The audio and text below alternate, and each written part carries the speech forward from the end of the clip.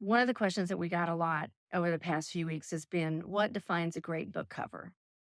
Some people come to us, they already have an idea. Other people come to us and they go, I have no clue. I need your help figuring it out. And that's part of what we do. There was a study over the last 5 years, probably by a university. I can't remember who it was that did the study.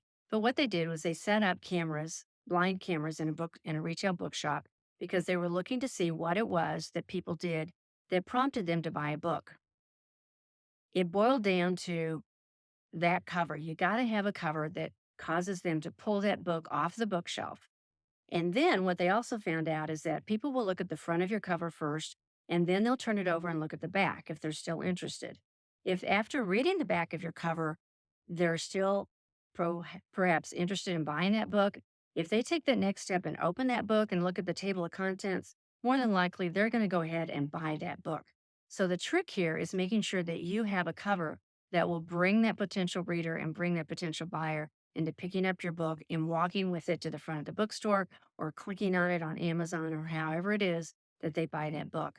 So we have found that there's 5 essential parts of designing a great book cover that will help somebody pick it up and more than likely walk up to the counter and buy it.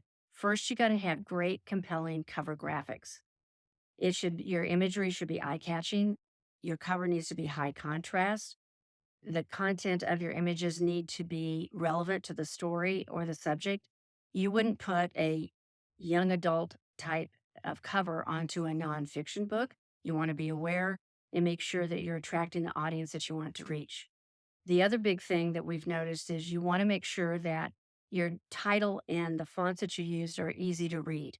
If Imagine that you're designing that book for a little postage stamp that you see on Amazon or maybe Barnes and Noble. Those online stores have little tiny books that they want you to look at and decide which book you want. The trick is to make sure that you have a lot of contrast and or a high amount of color, and at the same time you want it to be sure that it grabs the attention with a clear title, subtitle, and your name. Which kind of leads me to, people want to know, should my name be bigger than my title? I know, believe it or not, people ask that. Not necessarily. If you are on your fifth or 10th book, like Jim Grisham, yes, you probably want that. If you're Brene Brown, yes, feel free to make your name really big. But if this is your first or second book, people are still getting to know you and you may not have that following yet. So your author's name should just be clearly displayed on the cover, positioned in a way that is easy to read and recognize.